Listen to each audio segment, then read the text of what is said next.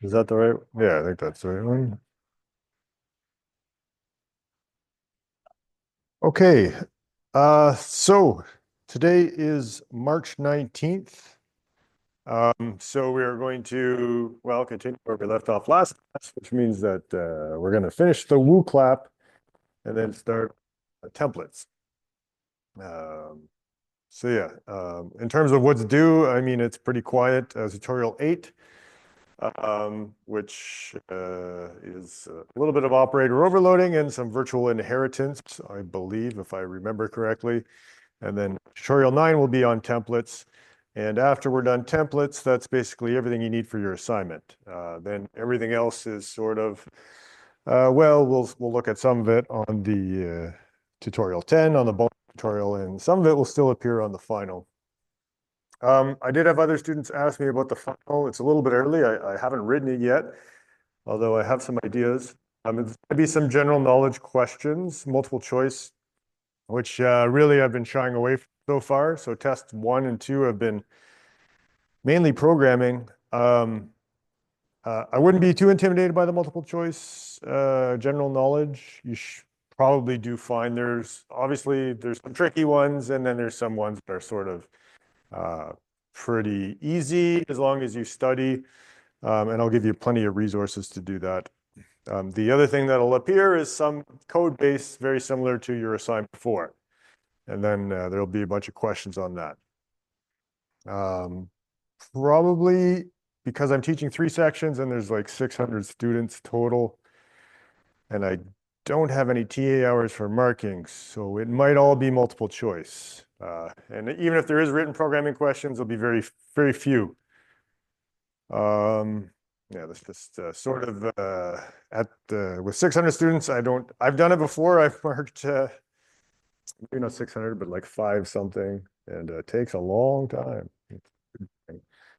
Um, But yeah, if you write the deferred, anybody who defers, you will get a lot of written programming questions, because then, I mean, that's what I prefer to give you.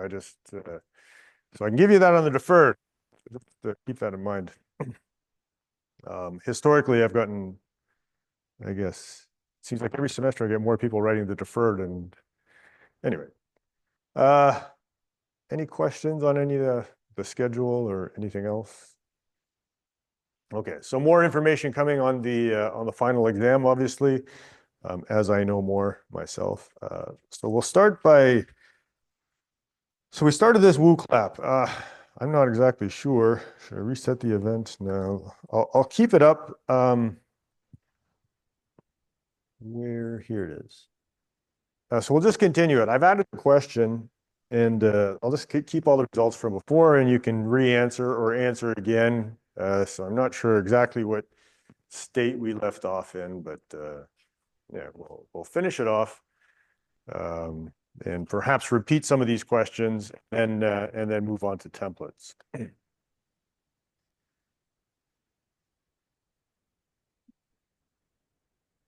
Yeah.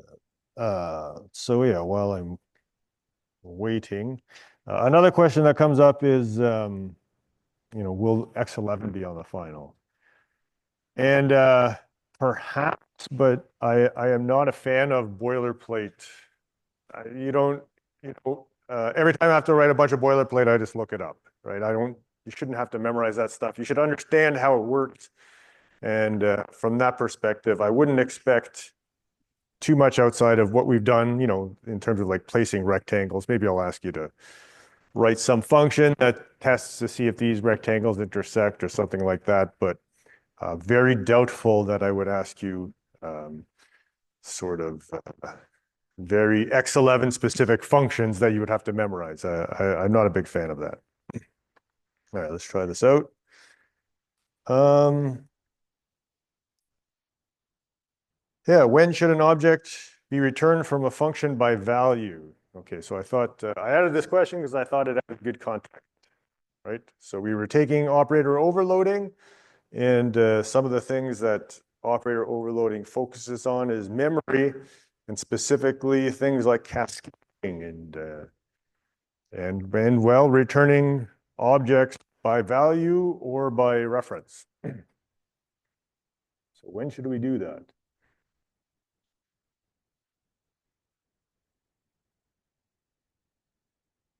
So, I mean, while we're waiting, let's talk about what do we mean by return by value? Well, essentially, I mean, I would have some function foo, and we'd return a time object by value and something like that. And what that means is that I'm making a copy of some object, right? So why would I need to make a copy as opposed to passing something by reference, which just try and use your imagination, pretend that's an ampersand.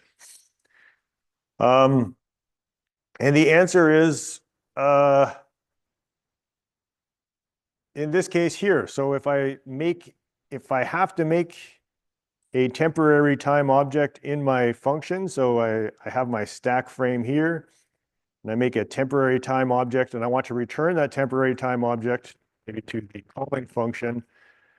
Well, obviously that's on the function call stack, and it's going to get deleted. So if I return it by value, then it makes a copy of this down here, and that's the safe way to transfer it. What actually happens is, of course, the compiler does some optimizations, and then it doesn't actually end up making a copy there. But so yeah, looks like most of you got that pretty well. This one, well, I guess, yeah.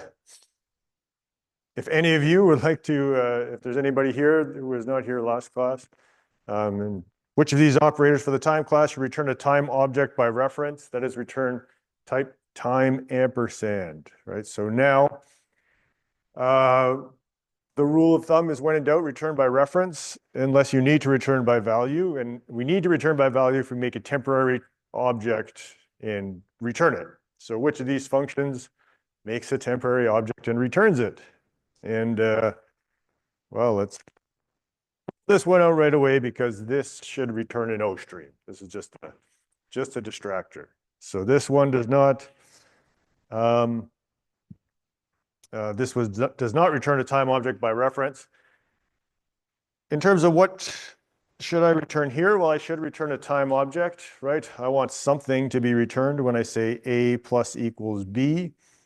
And typically what I want returned is A. So in this case, I would want that returned by reference. The plus operator, I would say something like C equals A plus B.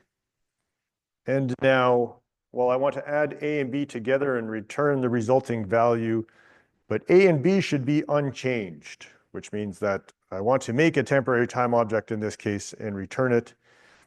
So this would be returned by value because I made a temporary time object. The equals, A equals B equals C. So I want this expression to return something that I can assign to A, and typically I would return B, right? Whatever the value for B is. So this would return a time object by reference. This one, it depends, right? If this is a prefix or a postfix operation. And because we have the dummy int, it's a postfix function, means that this looks something like this. And so if A has a starting value of 5, I want that to return 5, but I want to update this value to be 6. So that means I need to make a temporary object, give it the value 5, update my current value to 6, and return that temporary object by value. Yeah, that's.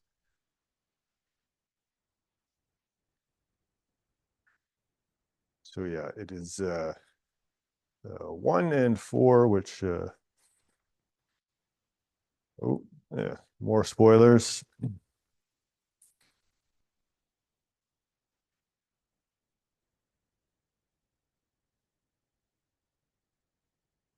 All right.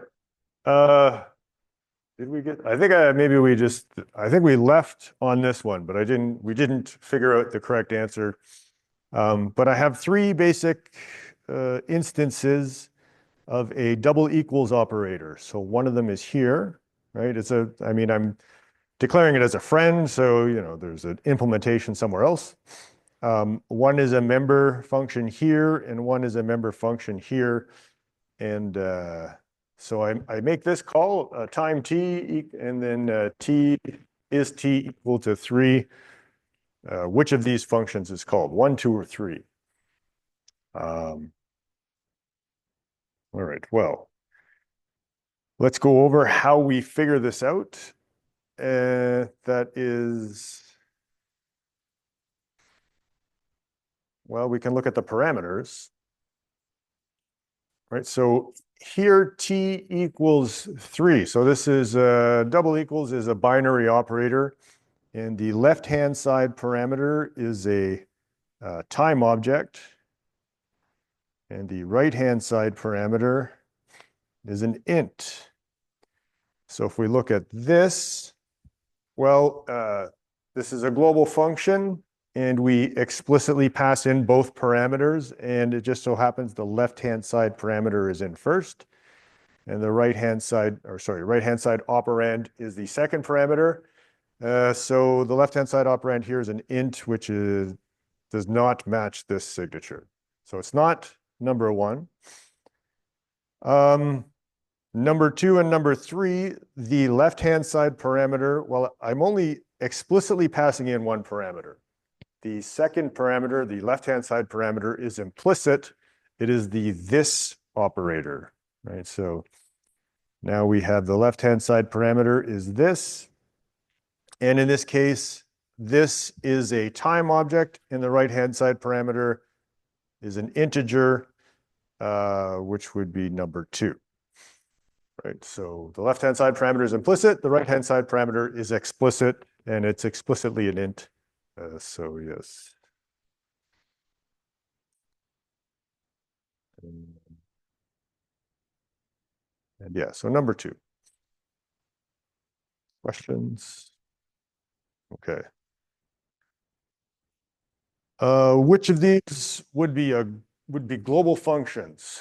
So what does that mean to be a global function? Well, I'll give you a short time to start answering, and then we'll talk about what should you be considering when you're trying to answer this.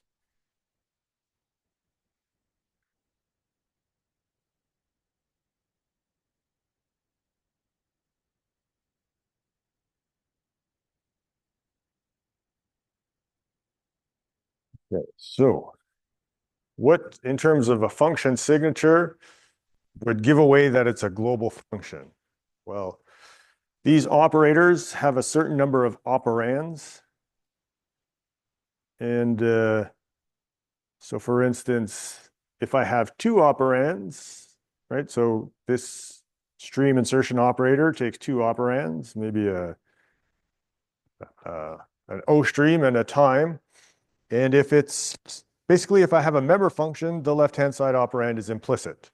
If it's a global function, then both of these are explicit, and the left-hand side operand comes first. So if I look at the stream insertion operator, the left-hand side operand is here, and the right-hand side operand is here. So this is a global function. There's no implicit this. This equals, well, again, I have 2 parameters. I have a left-hand side one, which is an int, and then I have a right-hand side one, which is a time object. So it would be something like that. Again, both are explicit, so that's a global function. So these 2 are global. This less than operator, that is also, T1 less than T2. That is a binary operator. Yeah, so it has 2 operands, but only one of them is explicit, which means the second one is implicit. So the left-hand side operand is this. So this is a member function, so that's not global. All right, what do we have here? This one's a little trickier.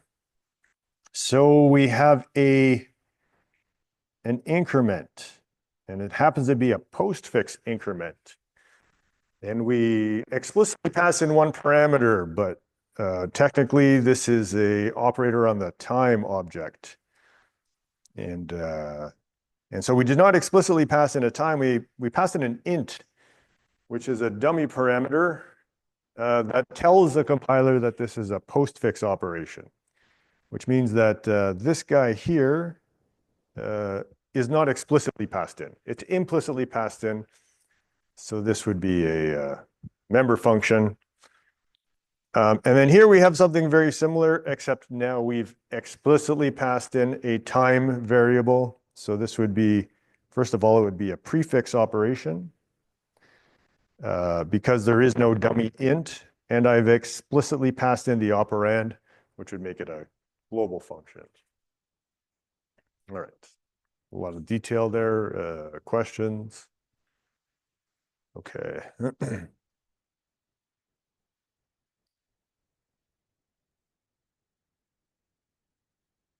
I have one more? No, that's it. Okay. So there we go. Woo clap. Finished that. All right. So let's move on to, all right, 1 second. Let's see.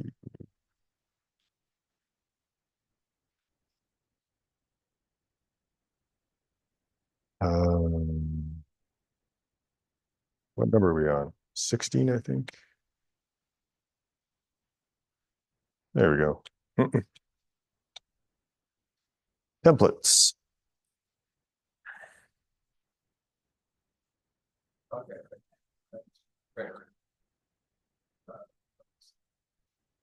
All right. So templates. What are templates? Well, we're going to talk about it. We'll give an overview. And then there's two basic types of templates, function templates and class templates.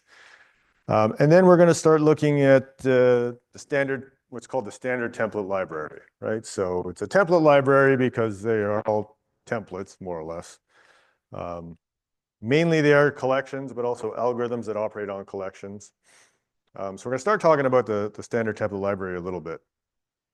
So the vector class, right? We haven't looked at it, and I've sort of forbidden you to use it so that you could make your own collection classes. And the reason for that is, well, when it comes down to make an application, most likely you're not going to do that. You're going to use the standard template library, but you will understand why you should choose, for instance, a vector over a list, or vice versa. And you'll understand how they work. So yeah, basically what are templates? They are, we want to continue this idea of data abstraction or encapsulation or writing general algorithms that are sort of vague, and then we have a concrete implementation that's sort of sneaks in, right? Also this idea of code reuse.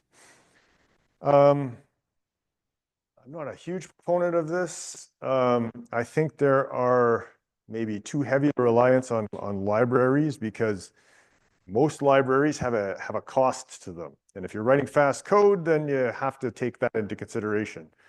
But there are, especially when we're dealing with collections, I mean, there's not a lot of new things you're going to put into a collection, right? So a general library for collections is good. So code reuse in this case would be good. And one of the mechanisms for doing that is, well, of course, use the standard template library, right? So that's going to mean fewer bugs. The vector class, I can almost guarantee, will have close to 0 bugs.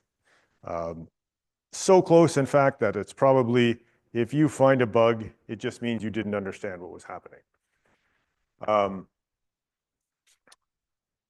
The other mechanism for code reuse, generic or template programming, right? So if you've taken Java, maybe you've seen generics, and the syntax is basically the same in C++. Kind of like how so in Java, generics can get really sort of complicated because they try to make everything safe in Java, which means that you get a lot of edge cases that are hard to figure. C++ also has edge cases, but I really like how they handle templates. I don't know. I'm just charmed by the simplicity, right? So we're going to see how C++ does it. So what is a template? It's something that establishes or serves as a pattern. So when I make a template, when I say template, I mean it's not a class or not a function, but it's something that might become a class or a function. Right, so we have some code with some placeholders, and then those get filled in with a type, and then the compiler tries to compile it. And if that works, then you have a function or a class. And that's basically how C++ works. It's so simple and dumb that I kind of am charmed by the whole thing. So the goal of templates, write an algorithm and reuse it on different data types, right? So a lot of times this happens with collection classes, but we'll see some other examples. The approach, we send the data type in as a parameter, and then the compiler does its magic and outspits a class. Template code can be used with any data type, technically, right? We'll see the limitations, but the limitations are implicit. The limitation is, does it compile? And so if it compiles, then you're good to go. Any function can be made into a template, right? Global function or member function, but typically we talk about global functions being template. If it's a member function, that means the whole class is a template. So, all right, let's look at the first example. In the first example, well, we have this max function. It takes 3 ints as arguments and returns an int. And then we call it here to find out the max of these 3 numbers. And if we look at the implementation, well, it's pretty simple. We say, well, the v1 is the biggest value we've seen so far, so let's store that in max value. And then we say, well, is v2 bigger than the biggest thing we've seen so far? And if so, then that is the new biggest thing we've seen so far. And then we do the same thing for v3. Is v3 the biggest thing we've seen so far? And if it is, then it's the new biggest thing. And then we just return it. Okay, so very standard implementation. So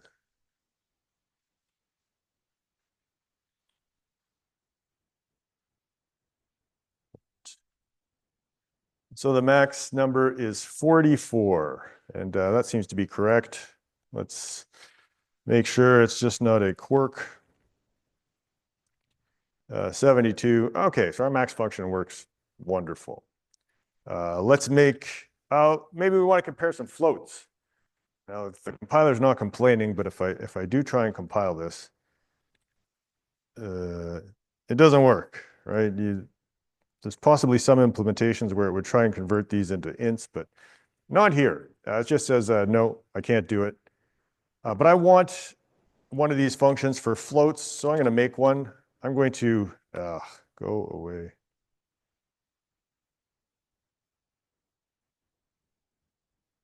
I mean, it's turned off. Pretty sure. Like, just go away. It's so insistent. Oh, maybe it's not turned off. Code completions. There.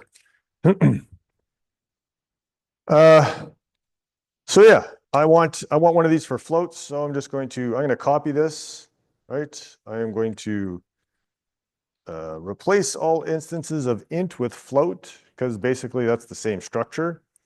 If I look at the implementation, well, I'm going to do the same thing. I'm going to make a copy of it, copy and paste. I'm going to replace all instances of int with float. And then I'm going to take a look and, well, actually the logic still holds, right? If I change the values from int to float, this greater than operator works the same on a float as it does on an int, right? So these functions will still compile. So I don't have to change any of the other code. And now I have, now I can run this max on my floats. And 44.5, that seems to be correct. If I change it to the first one.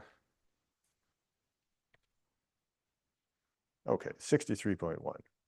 Not really well formatted, but okay, great. What if I want to make another one for chars? Well, as it turns out, a character is really just it's an 8-bit integer, right? It's an 8-bit integer with a table of characters that correspond to those numbers. So each of these corresponds to an ASCII number. And as it turns out, well, I can compare two characters using the greater than operation, right? So I can do the same thing I just did, copy and paste, find, replace, all that stuff. The logic is going to stay the same, but like I'm getting, this is how many times do I want to do this? And this is very repetitive. And it's also basically just an algorithm. And so computers are great at this sort of thing, right? I might make a mistake when I try and do this, but a computer won't. So I'm going to make the computer do this copy, paste, find, replace stuff. I'm going to say, make this into a template. Class T. And I'm going to change all of these into T. So now this is no longer a function declaration. It's a function template declaration, which is different because this doesn't actually exist unless I use it. And then I'm going to do the same thing down here. So I'm going to change these into T. Oops, and I forgot. What is a T? Well,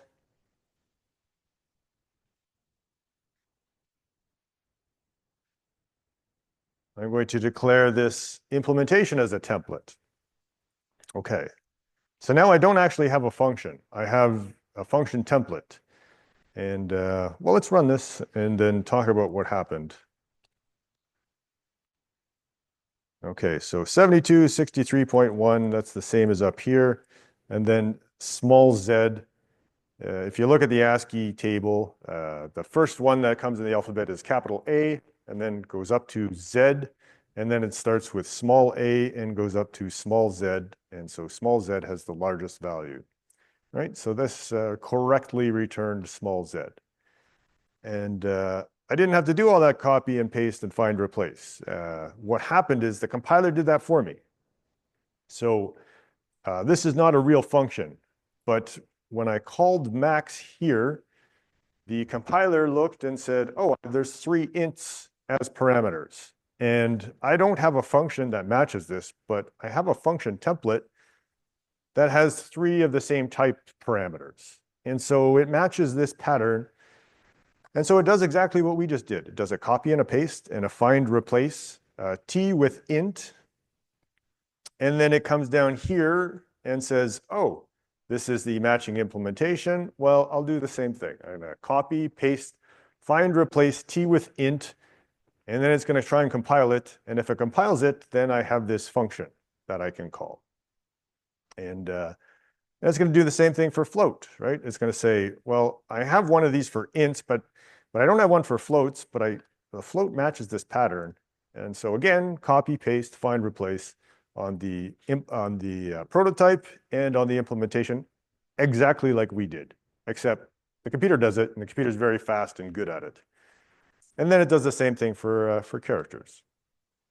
And the only restriction on the type T that we can supply is that we can compare them using the greater than operator. That's it. And anything that we compare using the greater than, we can pass in as T. In fact, I think we could do something like,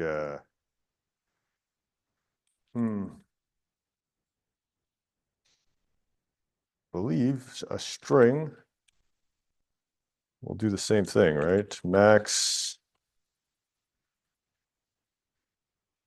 AAA, BBB, CCC.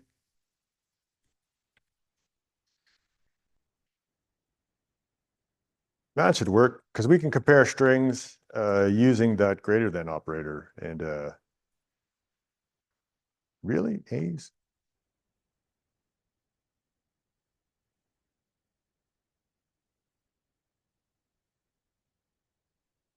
Is that how an alphabetical order works? I don't know. All right, so I'm assuming that's okay. For some reason, I thought it was the other way, that it would be C's, but all right. Okay, let's try it with, well, let's try it with something a little more complex. Let's use our time class. So again, we're going to call max, and this max will match the same pattern we've been seeing, right? Three of the same types. And so yeah, what happened? Well, what happens when we have this function and I haven't actually implemented the greater than operator in my time class? Well, the compiler goes off looking everywhere for it. And tells you every single place it looked and says, well, I tried this, it didn't work. I tried this, it didn't work. And so we get this huge output. The problem is I need a greater than operator. So let's do bool.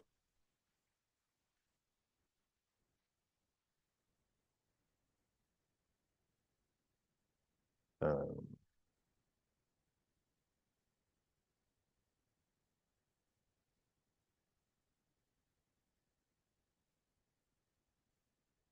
okay.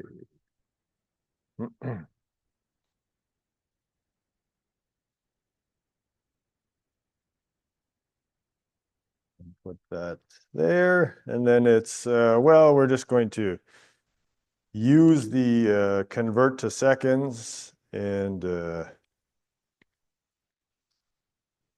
say, well, that's true if this dot convert to seconds is equal to t dot convert to seconds, or sorry, greater than.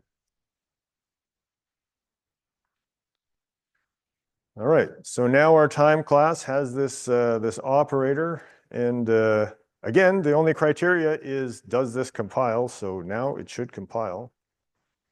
Oops, that's not good. Make, and well, it helps if you save it, but then once you do that, now our maximum time is 16:54, and that does indeed seem to be the latest time here. So the implementation is very simple, exactly what you would do in the same situation. Questions? Okay, so if I didn't call this max function at all, no functions would be made, right? So no functions would be compiled. The compiler would read the templates and then just like forget about them when it was done. As it stands here, I've made 4 versions of this max function, right? Again, they all exist. They're all different functions. That's maybe not so important for functions, but becomes sort of important for classes, as we will see. A couple of other points that maybe you noticed. I used class here. And down here, I used type name. And so why did I do that? Well, as it turns out, you can use either, and it doesn't matter. Type name or class both work the same in these template declarations. Right? So I have the exact same thing. I prefer class because it's shorter.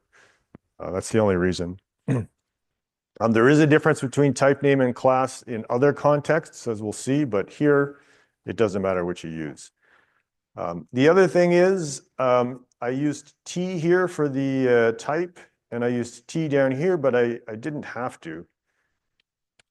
I could use, for instance,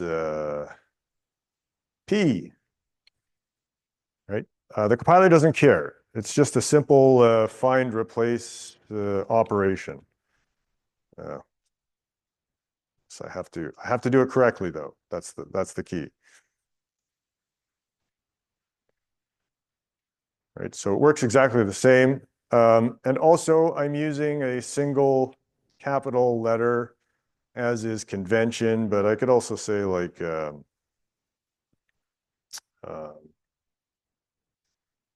mean, I can use words, right? I can use lowercase. I can use whatever I like as this placeholder, and it still worked fine. One more technical point is that I made right, this is an overloaded function, right? There's 4 different versions of it. And maybe at some point, I have a version already in existence. So maybe I have the version with floats, and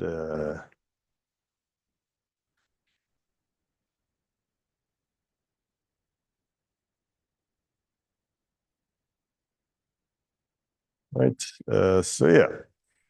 So I had this version with floats, and then I added this templated version because I got tired of like making new versions.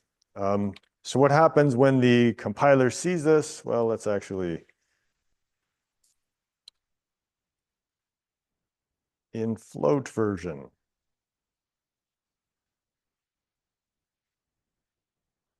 So what happens is that, well, the compiler is not going to make a new one if it doesn't have to. So when it calls it for floats, we get the old float version.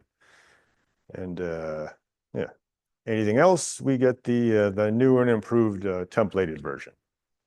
Okay, so we can overload these functions with templated and non-templated versions. All right, questions? All right. So yeah, this is just sort of a review of the things that we talked about. In that when we have a template like this, yeah, it's just going to do a copy and a paste and a find replace. So we create a separate function for each different type used. And, it's really just a very low level operation that it does. Generates functions only for types that appear in the code. Of course, we don't get any if we don't call it. And yeah, this was the example we just saw where we can overload a templated with a non-templated function. So in this case, I wanted my floats to be done slightly differently than my templated version. All right, so that is a function template. We're going to look at class templates now. So a class template, well, the goal is to create a class that works with any data type, typically a collection class, but it can be anything. When I declare the class, I have to declare it with a specific type. And then the operation is the same, right? So the compiler will go, it'll take the class definition, it'll copy, paste, find, replace, and then it'll try and compile it and see if you have a class that works. So when I have a parameterized type, that can be used anywhere in the class. I can have a data member of my class be of the parameterized type. I can have arguments, parameters, local variables in my member functions being that same type. So yeah, let's look at something similar to what I asked you to do on your assignment. But to start with, we have this code. We have books, our entity class. And we can write these books to the output stream, so there's nothing too fancy going on there. We have a list for our books with a sort of a standard interface. We have an add, we have a remove by index, we have an is empty, and we have this, which is basically a getter, right? This is the subscript operator. And we implemented it as a singly linked list because I give you an array backed list for your assignment, and you're going to do the same thing to that. We will do in class I'll say more difficult, but neither of them are very difficult. Right, so we're going to turn this list into a template.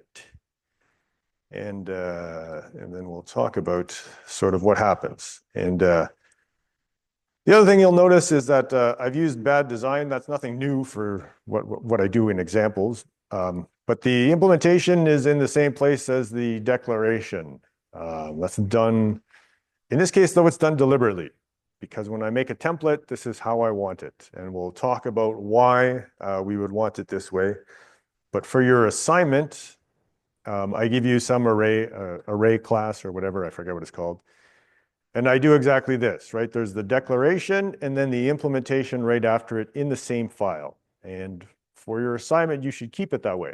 I would suggest. I mean, you're free to do whatever you want, but in this one case, you're allowed to do it that way, and it makes everything a lot easier. And we'll talk about sort of why after we template this class and understand it a little better. Okay, so my goal, first let's run this and make sure it works.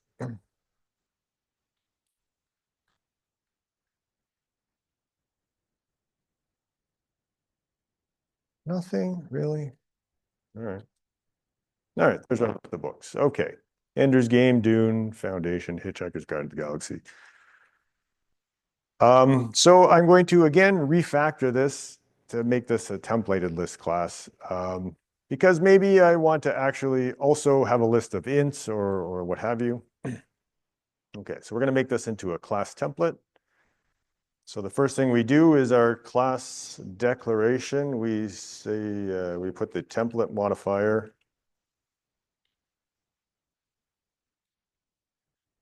Okay, now this is a class template, and you can see that, well, everything lit up like a Christmas tree over here. So we have tons of errors now. So we're going to go through and fix them. They're not that big a deal. We've overloaded the stream insertion operator. I'm going to not do that right now. We'll come back to that later. So what do we want? This is a list class that stores book pointers, right? So addresses to books. And now I want it to store whatever I want. So I'm going to replace each instance of book pointers with the type T. I'm going to do the opposite, basically, of what the compiler is going to do later. So let's just, yeah. I could do, I could do this the fast way, but I would like to go through and I want to go through it explicitly at least once. Right? So everywhere I say book pointer, I get T instead. Book pointer is the data type, now just T. Okay, so that my class declaration, that looks fine now. I don't see any more book pointers. All right, so let's talk about this. These are the implementations. Now the class is a template, which means the implementations also templates. Right, the same as for our global functions. So I need a template declaration for each of these. That's not quite enough, because now there's no such thing as a list type, right? There's only a list T type, or whatever type I use here. Okay, so now my constructor seems to be fine. I'm going to template the rest of these. The destructor. All right, so all I'm going to do is go through and look for instances of book pointer, which I could do automatically, but this looks fine. All the logic is otherwise going to stay the same.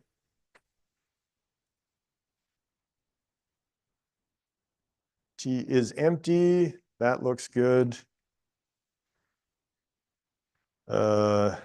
This goes to T, and book pointer also goes to T. And then if I look through here, just to make sure that the logic is good, everything looks good. I don't see any book pointers or anything that should be a cause of concern. Add. Okay, so book pointer here, this is going to turn into a type T. And book, I'm going to change the variable name as well. All right, so add book. That is obsolete. Now it becomes T. Everything else looks fine. List type T. Book pointer becomes type T. And then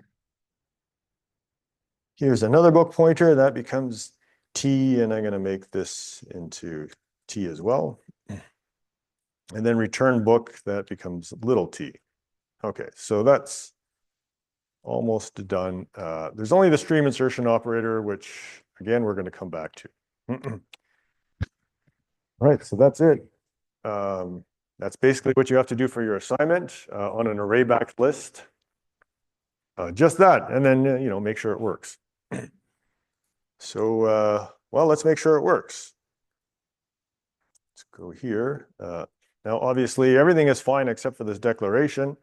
There's no such thing as a list anymore. There's only a templated type, and I want it to store book pointers just the same as it did before, right? So now the compiler is going to go through and just do all the things that we did, but in reverse. It's going to replace all instances of T with book pointer. And obviously that should work because it was working before. So this should be fine. And there we go. We got the same behavior. Wonderful. Questions? Okay. So here we print out the list of books. Let's do something. Let's use that operator. What is it called? List books. The one that we commented out. Okay, and let's go fix that. So back into our list.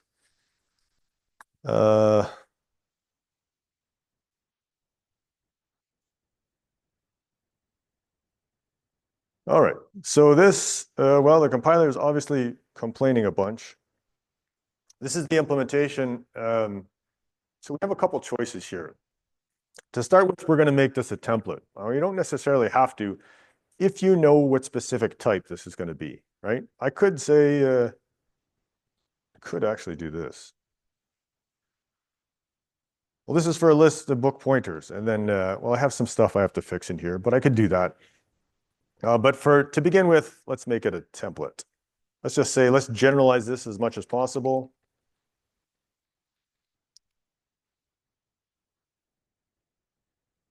Okay, so yeah, the first thing we fix is there's no more list type. There's only list with the angle brackets and the type.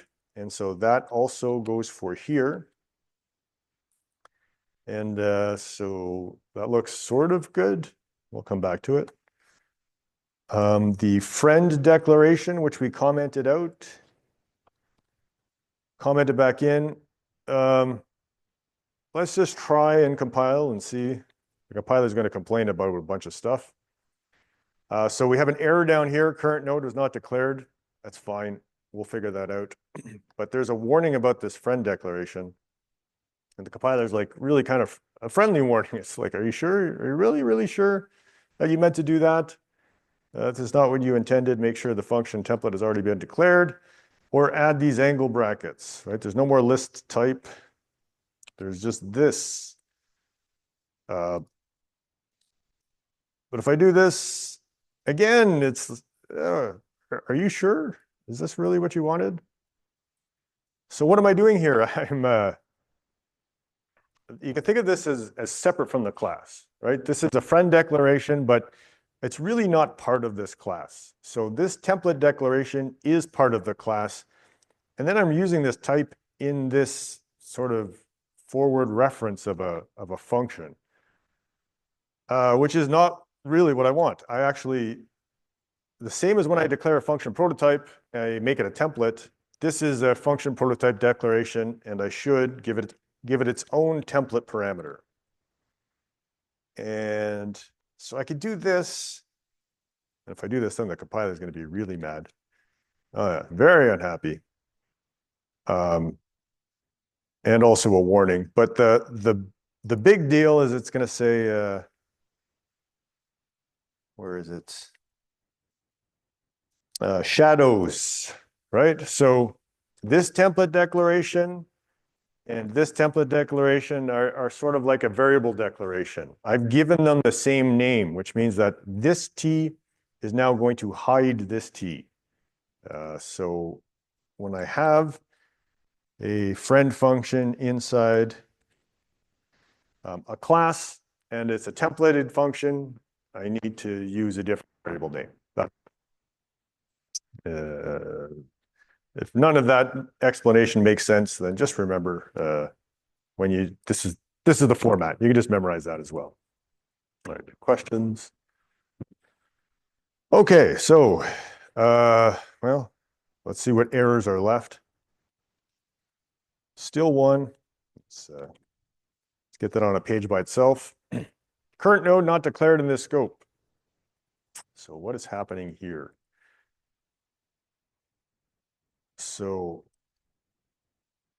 when we declare a template, it's very confusing to the compiler, and I'm not Like I don't quite understand why this particular instance is confusing, but here the compiler cannot tell if I meant, oh, this node is a type, and so this is a pointer to a node, or this node is a variable and I'm multiplying it times this. So the compiler can't tell those two things apart for some reason, which I don't quite understand. So we're going to give it a hint. Let's say, well, this is actually a type name.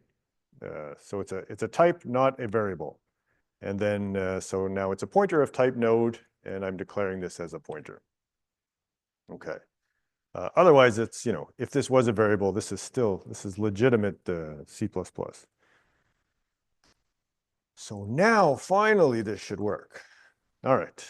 And then when after all that work, I print it out, and there's my list of books. Turns out I'm storing book pointers, not books. So this is actually printing out the pointers, the memory addresses. All right. Now there are solutions to this, and right, again, I could, instead of making this a template, I could make it explicit for book pointers. We'll look at that a little bit later when we get to vectors. But so when we template a class, in this case, a collection class, but really any class, we're generalizing that class, right? So we want it to be usable in a lot of different use cases. So when we make our own, array-backed list specific to our program, then we can say, well, I'm going to overload this operator and it's going to work this certain way. And it works with my program, so that's fine.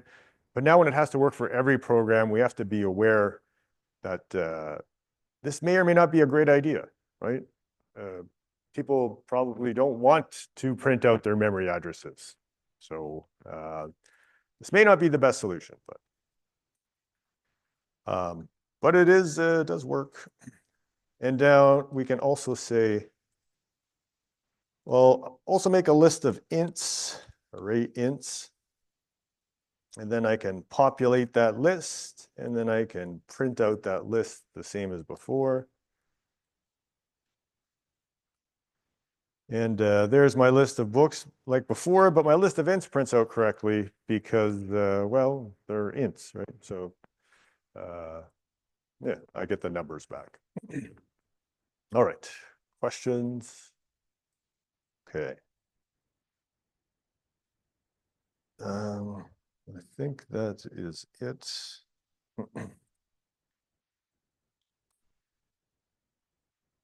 Oh yeah, the one more thing. Let's see if I can explain. Just for anybody who's curious, so why do we include the implementation in the header?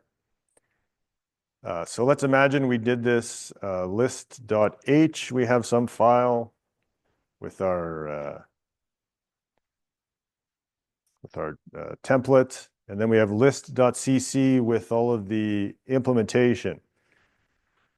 But this is not a real class, right? It's only a real class when I go to here in my main function and I say, oh, Mr. Compiler, could you please make a list of book pointers? And the compiler, well, it's read this, so it knows it has a template. So it does a copy and a paste and a find replace all instances of T or whatever we used with book pointer. And then it has a complete class. It has the declaration and implementation, and then it tries to compile it. And if it compiles, then good, we have this class. And then when it gets down here, it does it again. I said, well, could you do the same thing with int? And then copy, paste, find, replace, compile. Oh, I have a second class. This one holds ints. So contrast that to this situation where I want to compile this into, right? So typically what I'm going to say is like G++-C list.cc, and what I hope to get is list.o. And this has all the implementation of this list.cc, but what implementation? I only have implementation if I know the type. And if I try to pre-compile this, at that time, I don't know what types I need, right? I'm only including list.h, and list.h just has more templates.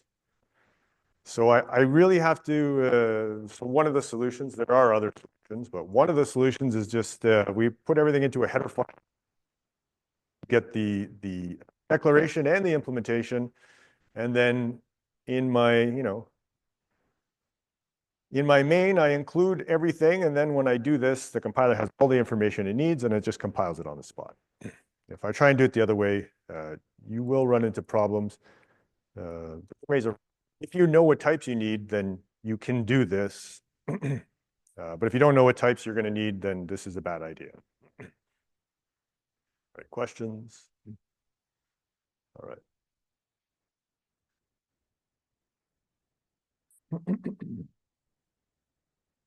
So yeah.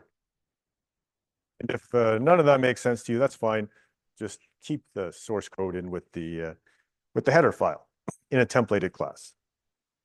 The other thing is watch out for shadowing these types. If I have two template declarations, they can sort of hide one another if I use the same variable name.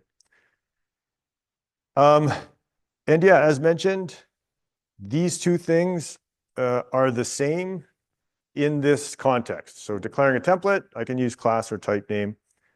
Type name has some additional context, as we saw. We can tell the compiler, like, look, this is a type, not a variable. And yeah, there's if you're more interested, there's a Stack Overflow post outlining some of the differences between class and type name. Again, that's all extra to the class.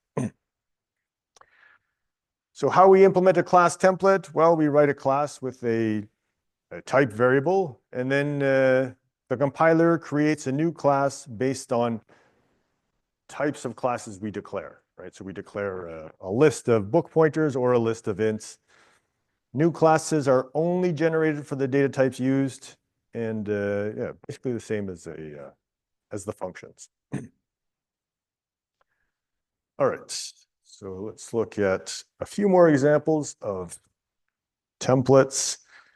So that's basically 90% of everything you need to know about templates. We're going to look at the last, another 10% of stuff that is sort of good general knowledge, but probably you won't use as much.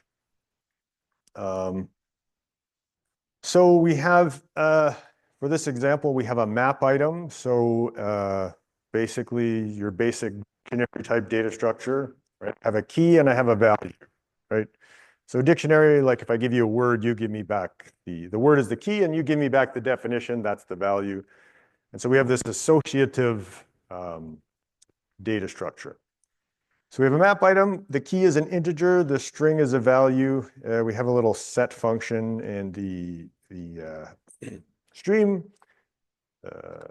insertion operator. And we make an array, and then we set the values and then print out the values. So let's just see what it does, and then we'll change it to a template.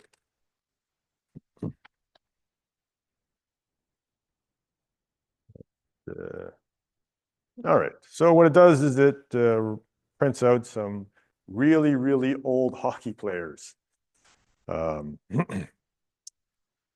10 is, I think that's Bobby Orr, and this is Mike Bossy, maybe? I don't know. Wayne Gretzky for sure, and this is Joe, I can't remember. All right, so we have some hockey players, and we have this. We want to make this into a template, and so this is going to be more of the same, except now, well, I want two types. I want a class K for key and a class V for value.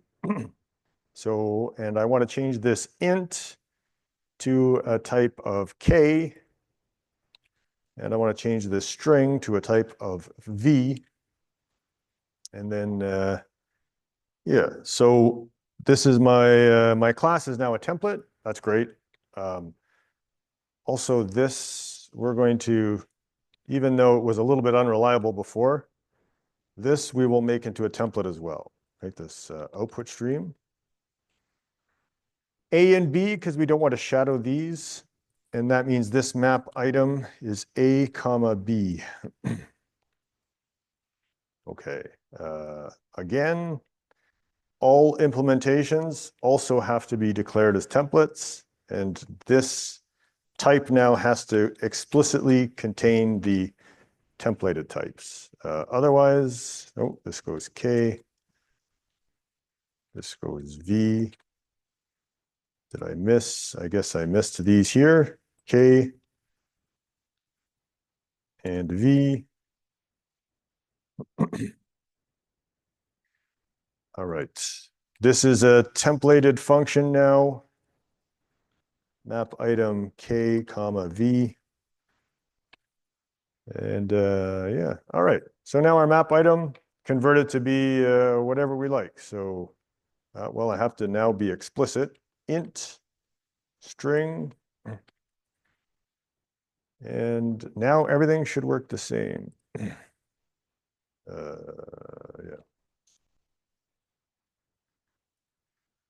Okay, so exactly the same.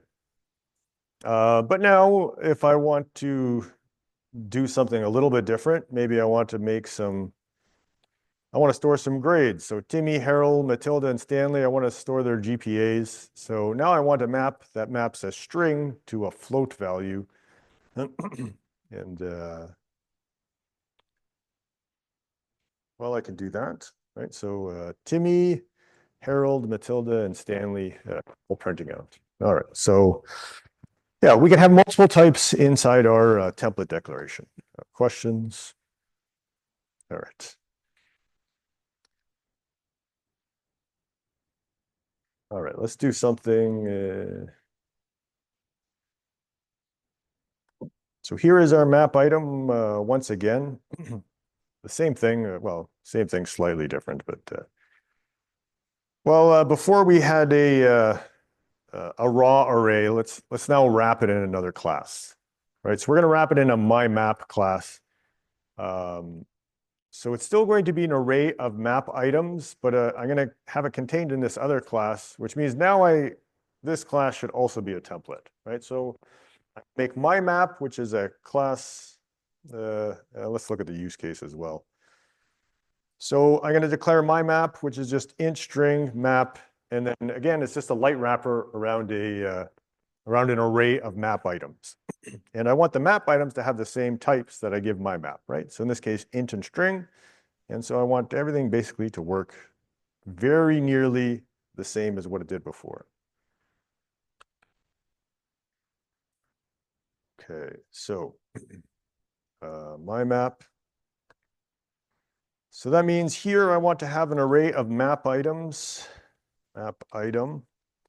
And in this case, this is a templated type, but I'm going to use the types from the parent, not parent, but containing class. So this is going to be, what is this, capacity? All right, so we declared the capacity is a preprocessor constant, so we can statically allocate this array.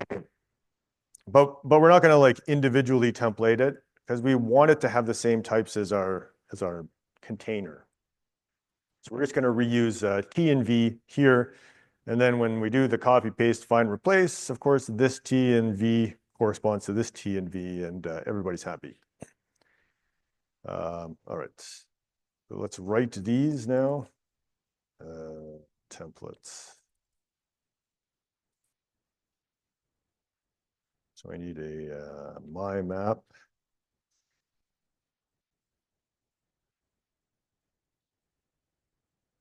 myMap.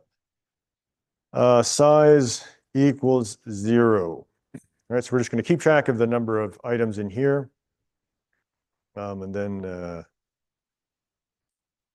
write the add function. Void.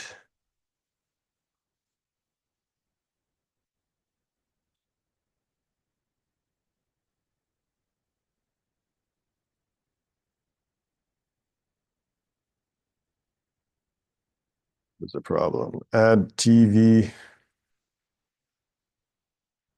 Oh, yeah, sorry, this should be a T.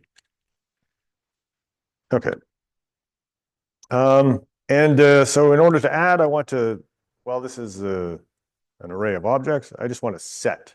So I'm going to, they get some default values, but I want to call this this set operation on that individual thing, right? So we have a lot of stuff going on in there, but basically what I have is this my map, and in it I have an array of map items. It's statically allocated, so these get some default values, whatever, probably actually, I don't have a constructor, so they have whatever values are there. And then when I want to, if I have a key value pair, I just want to copy those values into that map item, right? So I'm going to use the set function to do that. So that's, I mean, it's maybe hard to take from the code itself, but that's what's happening.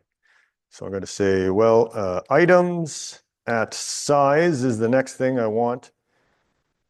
And that returns a map item object, and I'm going to call set on that and say K and V.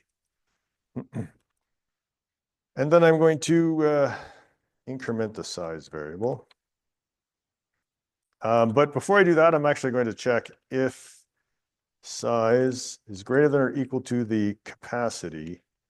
Then I can't add anything. So at which point I'm going to say array full. And I'm just going to bail. Right? I'm out of here. Crashing loudly is better than quietly corrupting data. So we're gonna bail. Okay, so now I believe this will work.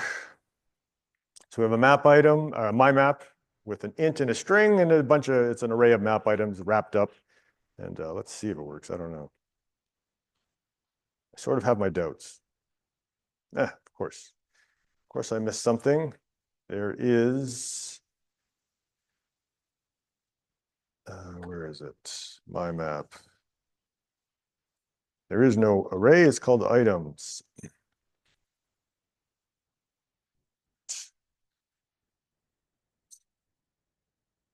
Okay, so all that work to get right back to the same functionality that we had.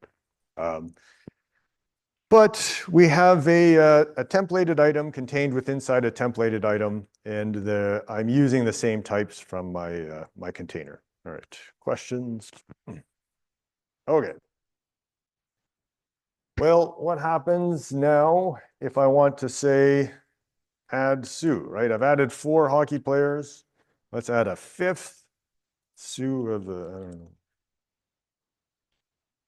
Well, of course, I only have room for 4. So when I tried to add it, I got this error. It just crashed. So array is full. I'm out of here. So we really want to, well, if I want to store 5 hockey players, there's no reason why I can't. I don't want to go in and like manipulate the source code. I want an easy way to communicate that. So what I'm going to do is one of my template arguments, I'm going to put 5. Right, that's an int. And as it turns out, I'm completely within my rights to do that. I could say, well, give me a 3rd parameter, and this parameter is called capacity. The compiler's a little mad because I've already defined capacity, but now, well, if you want to define capacity, pass it into me. And so the problem down here is this is a statically allocated array, which means that this has to be a value. And when it was a preprocessor constant, it was a value. The preprocessor went through and replaced it with 4. And I still need it to be statically allocated, and so I need a value. Well, a template is just, you know, it's going to do a copy, paste, and then it's going to do a find replace. So we'll replace all instances of capacity with 5. So now I'm going to have 5 down here, and that's perfectly legal. Of course, a few things need to change. Now all my template declarations have 3 parameters. So I'm going to add the int here. I mean, note that this is just some arbitrary type, just an int. This is just what I needed. So here a class, well, that's also a type, right? And what type do I give a class? Well, any sort of other type. But I don't necessarily have to declare class here or type name. I can declare int or time or whatever I want. Okay, and then this is now C. This is int C. This is C. Right, so I no longer have a my map of T and V. I have a my map of T, V, and C. So I have to make sure all of those are set.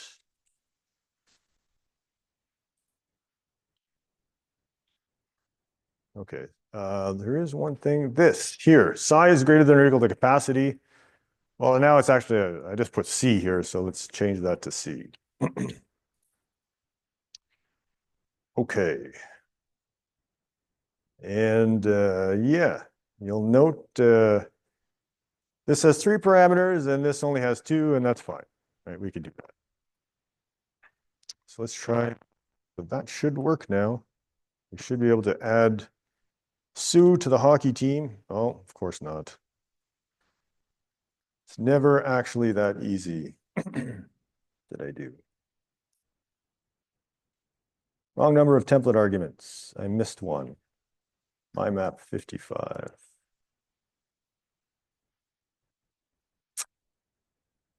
Like what? 14, sorry. Huh. Yeah, so this is C, and this is int C. Right, the friend declaration. That's the one I forgot. Okay.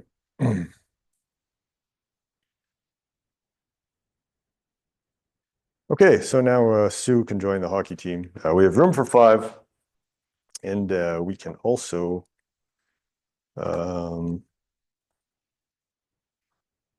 make a second map.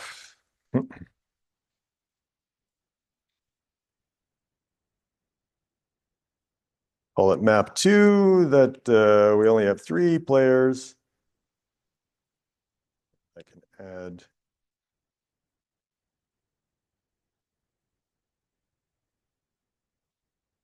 these 3 and then print it out.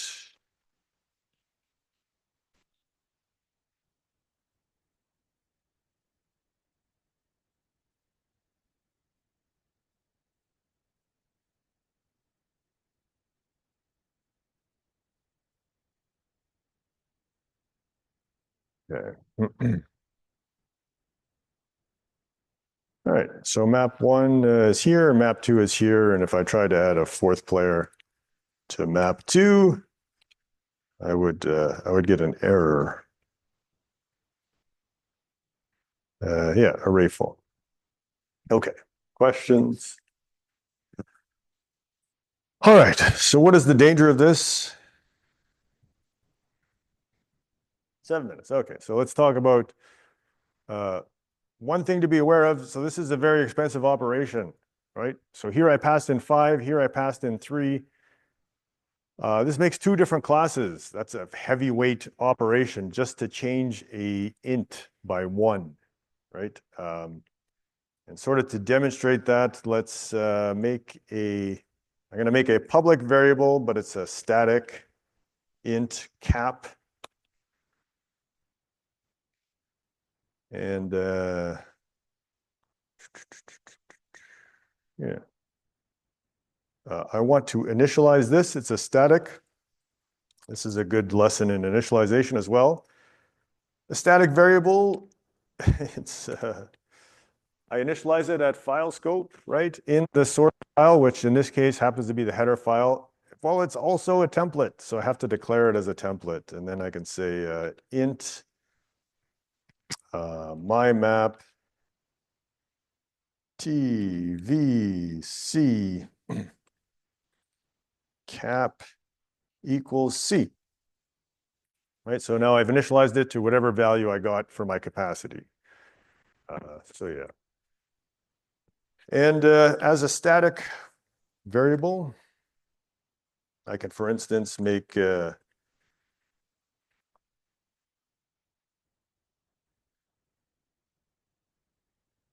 I did it already. All right. Oh, it's a static variable, which means it's the same for each class, or it's the same for each instance of the class. So if I do this, let's get rid of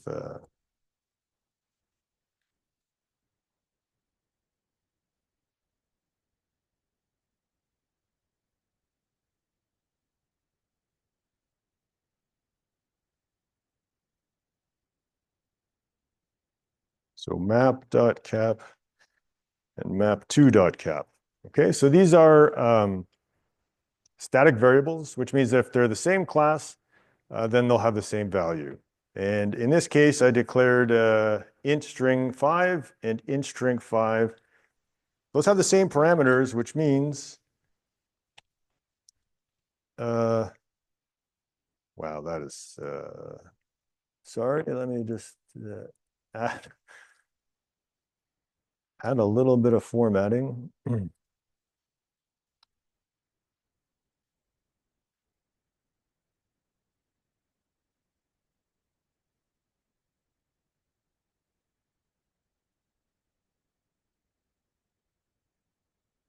Well, actually, I'm not sure why that did that. Okay, so initially both of them have a cap of 5, and then I change one of them to 4, and then they're both 4, right? So in this case, they're both the same class, right? The compiler went through when I declared this, it did the copy, paste, find, replace. It made a class with these parameters. And then when I tried to declare a second class with the same parameters, it said, well, I already have one of those, so I'll just reuse it, right? So this static variable is shared between those two instances. But if I just change this now to 4,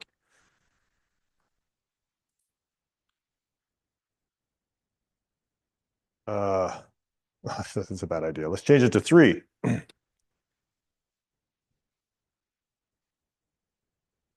Well, now they're different, right? So, which means that they're two different classes.